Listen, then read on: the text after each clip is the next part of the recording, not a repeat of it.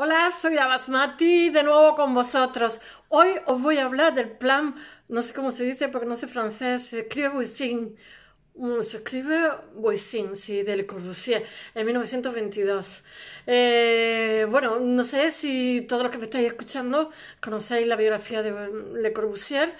Le Corbusier, el cuervo francés, que tiene que ver, es un nombre que todos se ponen cuando se empiezan a hacer famosos, se ponen el nombre de sus parientes, o se ponen el apellido de la madre, o se quitan, en fin, construyen el personaje, y él no fue menos. Es quizás el arquitecto más genial de todo el siglo XX, tan admirado como detestado para muchos, pero a mí me parece, no me cae bien como ser humano, pero sin embargo me parece un arquitecto prodigioso porque fue muy trabajador y no sé si tiene 19 de su obra son monumento histórico artístico por la UNESCO, que no es que sea nada especial, pero yo le hubiera puesto más cantidad. O sea, hay una iglesia que se la ha copiado todo el mundo, pasa montones de etapas, no tiene una vida en absoluto fácil, se declara fascista, está en un partido fascista, antisemita, pero sin embargo se va a Rusia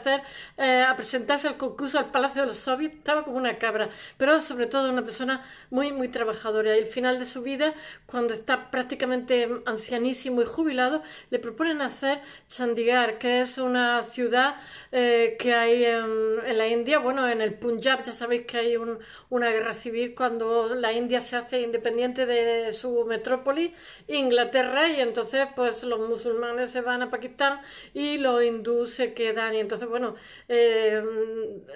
Chandigarh, ya sabéis que la India es inmensa, a pesar de todo, a pesar de haberse fraccionado, todavía sigue habiendo, pues ya sabéis, el follón que hay con Cachemir, etcétera, que son los paisajes más bonitos del mundo. Bueno, el caso es que él durante toda su vida empieza en 1912 a trabajar con un primo suyo que es ingeniero, que no me acuerdo ahora cómo se llama también Jeanneret, como es de apellido, un primo hermano, y después deja de trabajar con él en 1940, pero después cuando le vuelven a ofrecer la ciudad en la India, vuelve a trabajar con él, se lleva a su gente de confianza. Además, Nehru le dice que no quiere que mande a tercero, y entonces lo que hace, está muy mayor ya, pero se pega a las panchas, y los resultados son maravillosos.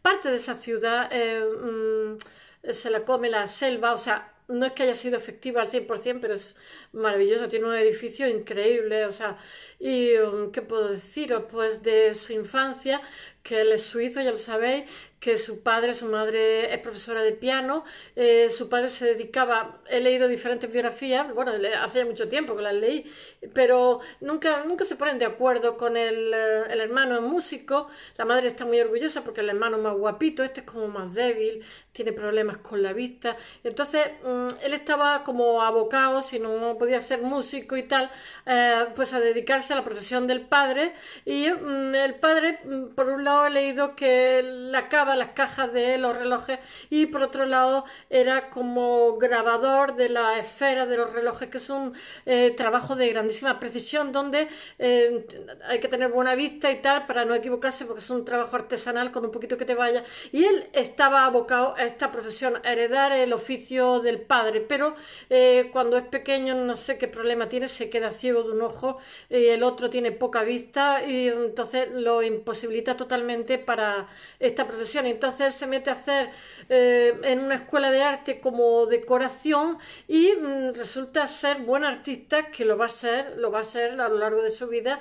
Y entonces uno de sus profesores que había hecho arte, pues se toma mucho interés con este niño, que es un niño modesto de pueblo, de Suiza, y se toma muchísimo interés y le dice que por favor que encamine su vida a ser artista y tal. Y entonces desde muy jovencito él ya va buscando la arquitectura. De hecho hace una casa para uno de sus profesores, y no sé cómo se llama, Le Maison Blanche, no sé, o esa la hace un poco después. En fin, no es el Le Corbusier que nosotros conocemos, porque era prácticamente un adolescente. Después está trabajando durante 15 meses en París con Perret, era listo, muy listo. No sé si hace un viaje por toda Europa con el dinero que tiene, no sé si es después de Peret o después se va a trabajar con Peter Behrens, que es el judío que está en Berlín, que tiene el mejor despacho de Berlín de arquitectos, y allí coincide con Gropius, Mies van der Rohe y no me acuerdo cuál es el otro. Bueno, está él, Gropius, Mies van der Rohe.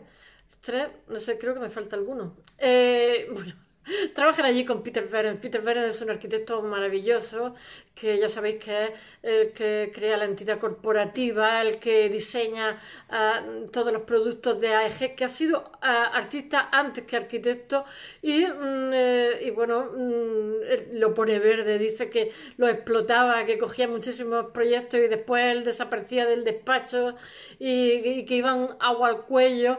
Creo que después de Peter Behrens se va, con el dinero que tiene, se va con uno que está haciendo un doctorado, que se iban, no sé dónde iban, a Bulgaria o a Estambul y tal, y entonces va dibujando todo el camino, y después le sobra dinero, pues entonces siguen por toda Europa y se dedica, pues yo que sé, a ver toda Italia, a ver, yo que sé, en plan mochilero de principios de siglo. Y después consigue nacionalizarse francés. En fin, estoy saltando muchísimas etapas suyas porque solamente yo ahora voy a hablar del Plan Buisson, porque ¿cómo se llama? Nuestro cuervo tiene un currículum apretadísimo. Entonces, he de deciros algo que no he contado, y es que él es un teórico de la arquitectura fantástico. Como el otro día os hablaba de Ren Koolhaas, que dicen los americanos, Ren Koolhaas, que decimos nosotros, que también es ahora mismo el mayor teórico. Y entonces él le preocupa muchísimo el tema del urbanismo, y tener en cuenta que yo creo que esto lo que pasa es que está importando, cuando lo que voy a contar ahora mismo, el Plan Buisson, está importando, él quiere... ¿Cómo diría yo? Él tiene un total rechazo al evangelio de ¿cómo se dice? De estas casitas de campo, de la ciudad jardín que han surgido en Inglaterra. Ya sabéis que en Inglaterra a final de siglo está el Art and Craft de Morris, y que eso como una especie, que rechazan un poco como la revolución industrial que ha habido, y entonces ellos quieren fabricar, no sé si voy a encender, ellos quieren fabricar objetos, en vez de industriales, artesanales, pero con el fin de que todo el mundo esté rodeado de objetos bellos. Pero resulta, como he contado en otras ocasiones, que estos objetos artesanales se llevan tal cantidad de horas que no son competitivos porque son carísimos, y al final quien los acaba comprando, estos objetos hechos por ebanistas y artesanos maravillosos, son las clases media altas y la gente rica. Entonces, pues hay como, es que no sé cómo se llama, la ciudad jardín de Letchworth, que os quiero hablar. De Courvoisier está totalmente en contra de eso, porque supone el campo. Entonces hay como un urbanista que, digamos, la gesta unas ideas también socializantes, y esas ciudades jardines inglesas se van extendiendo por todos sitios, que son como unas urbanizaciones extrarradios, que, como dije el otro día, Frank Lloyd Wright, también las potencias, que son como, puedes vivir como una especie de tu Arcadia particular, relativamente cerca de la ciudad. Y bueno, en aquella época la gente, estoy hablando de 1905, la gente que es cuando Letchworth, que es realmente la gente de la ciudad iban allí a verlos porque los veían unos flipados. La mayoría eran vegetarianos, eran artistas, eran gente que no utilizaba ni guantes ni sombreros, y resultaba una rara avis. Y las casas también son como georgianas, son como muy paradas en el tiempo, y los muebles que ponían estos artistas pijos, estos transgresores, pues eran muebles de art and craft, y la verdad es que era una monería. Pero estoy hablando ya de la modernidad, donde se mira en otra dirección, se mira al rascacielos, se mira al progreso, etcétera, etcétera. Y esto lo que pasa es que hacen como una reivindicación de lo que son determinadas cosas, determinadas estéticas, y bueno, y nuestro Le Corbusier está totalmente en contra. Él, sin embargo, mira América. Mira, y de alguna forma el Plan Voisin, aunque él con anterioridad al Plan Voisin ha escrito un libro que no me acuerdo cómo se llama, que es un libro de urbanismo que se estudia ahora mismo en arquitectura, que es un libro de base, por decirlo de alguna forma. Él es más partidario de que la modernidad, que está teniendo unos desafíos terribles, que está, digamos, polarizando gente de otra área urbana, de sitios más pequeños, a la ciudad para buscar un lugar al sol, para buscar una oportunidad, está haciendo que la gente se hacine, que la gente viva en lugares insalubres, que cada 2 por 3 los distritos, ya sabéis, de París, pues haya, pues yo qué sé, epidemia de sarampión, epidemia que supone mortandad infantil y tal. Y entonces, como buen modernista, como buen racionalista, lo que quiere es, de alguna forma, importando la idea de América, de una escuela de Chicago, de Nueva York, de Manhattan, pues hacer edificios, o sea, concentrar la población. Y entonces para ello lo que quiere es, digamos, 40 hectáreas, ahí en nada. Me hace mucha gracia.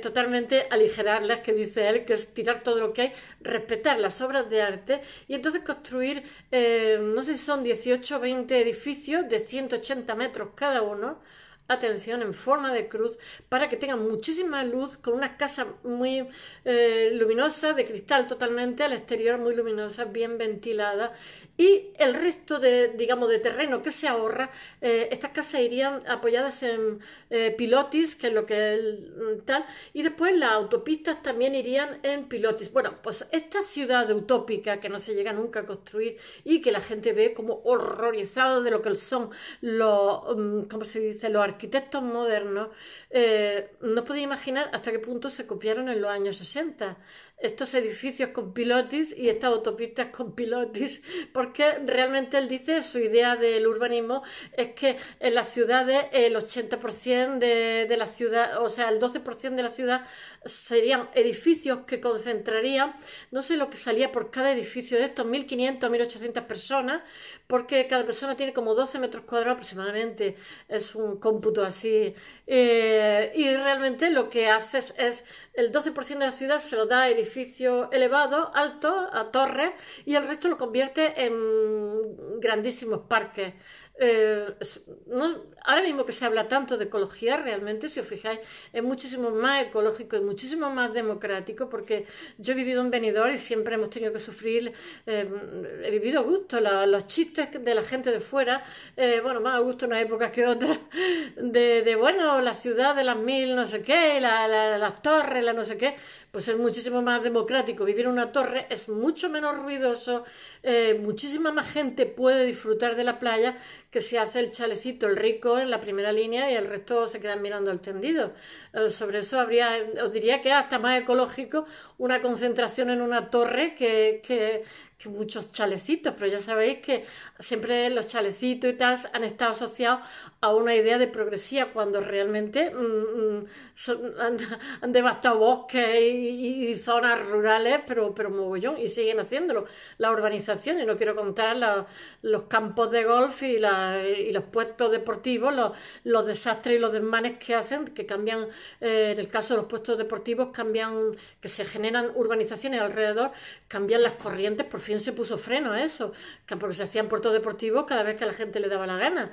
Se cambian las corrientes haciendo que desaparezcan playas y cosas así, o sea, barbaridades ecológicas, todas las que quieras y más. Además de que las posidonias del fuel de los yatecillos, pues se las carga. Las posidonias son como el césped del fondo del mar, que lo que hacen es oxigenar el mar. Si le echa fuel, pues las matas son muy sensibles. Las matas, que la habréis visto, son como césped así que se mueven, las matas y no se oxigena el mar, es una calamidad. Bueno, volvamos al plan Voisin. Nada, deciros que si no voy a contar las posidonias. La digresión es mía, que bueno, Le Corbusier, pues de hecho, él cuenta que todas las mañanas dibujaba y pintaba y después sacaba el perro y después iba al despacho, que para él resultaba imprescindible digamos, tener un montón de horas dedicado, como si dijéramos, al arte para poder ser creativo en otros menesteres. era una bestia trabajando. Intentó hacer plan urbanístico en Argelia, ya lo sabéis, 5 años. Al final no se lo permitieron. Y después hizo en Marsella, sí que hizo un edificio muy famoso y fantástico, que además se convirtió en un patrón, en un prototipo, que no me acuerdo cómo se llama, una habitación, no sé qué, no me acuerdo. Hoy tengo la memoria de pez. Y dentro de ese edificio hizo un centro comercial, no, bueno, una serie de, como si fuera un mini centro comercial. Estoy hablando del año 62. Es que no me acuerdo cómo se llama, lo tengo en la punta de la lengua. Hizo una piscina, yo qué sé, montones de cosas. Y lo que hizo fue esos apartamentos y después, apoyado en los pilotos, y después como un parque gigantesco. Así, en la parte de arriba, la azotea tenía también juegos para niños, tenía montones de servicios. O sea, realmente concentra mucha gente en poco espacio y, digamos, todo el espacio que tendría que consumir esas casas y tal, lo dedica a espacios abiertos con luz. Él dice que él iba a construir lo que la revolución industrial le había negado a los trabajadores, que era una casa salubre con abundante luz y bueno, para que para que fueran saludables, porque tener en cuenta que las vacunas y todas estas cosas surgen relativamente tarde y hay muchísima mortandad infantil por esas casas tan oscuras, húmedas, etcétera. Bueno, ya a ver si lo cuento un poquito porque ya he hecho la introducción, que ya me vale con mis introducciones. Os hablaré, me encantan todos estos planes utópicos, os hablaré también de otros planes utópicos que ha habido y puede que también os hable de alguna película, de Metrópolis, porque me parece que estuve hablando del expresionismo, sin embargo no lo hice, de una película que es expresionista, de Fritz Lang, y además muy interesante, con unos decorados urbanos que fueron tomados de Chicago, Nueva York, que también para mí son góticos, muy interesantes. Bueno, he de deciros que nuestro cuervo, nuestro Courvoisier, como todos los artistas, buscan mecenas, ¿no?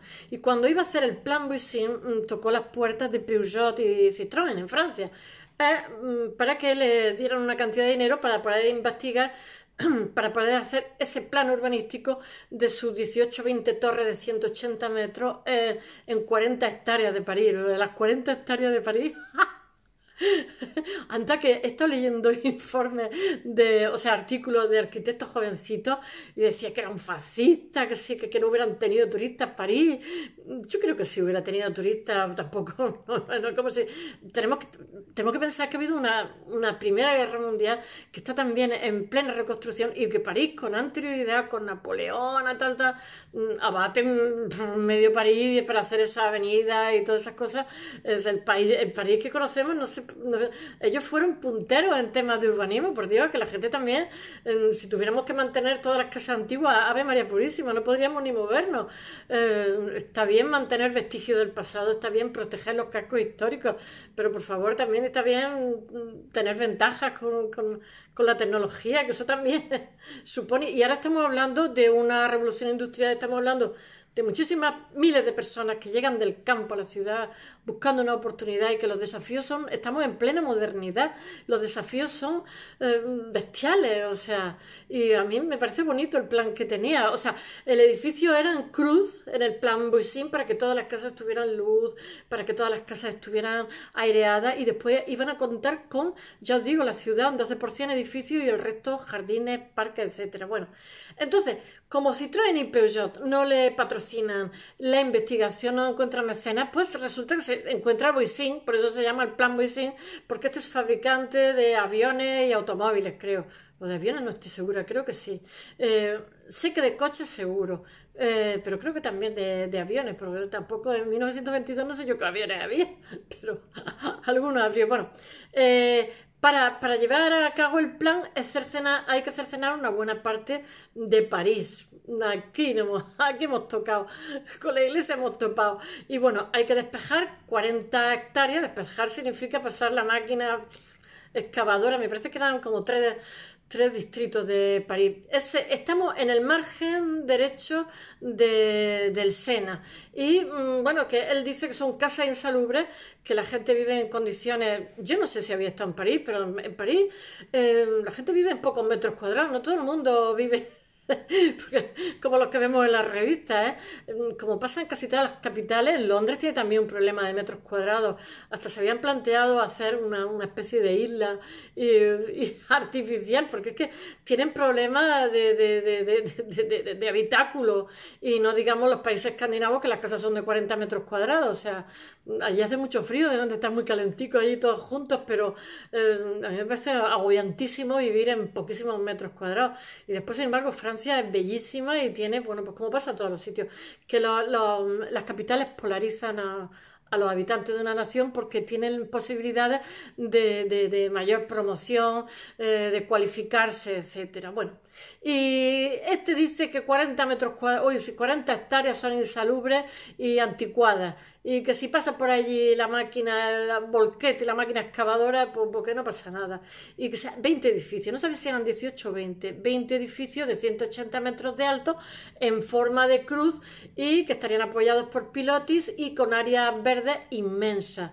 Y que sustituirían a estos soletos edificios. Bueno, a partir de entonces hay una polémica porque ya sabéis que este es racionalista, este es un arquitecto, este junto a Niemeyer, Gropius, Alvar Aalto, Mies van der Rohe, no sé, se me quedan otros por ahí en el tintero, pues son los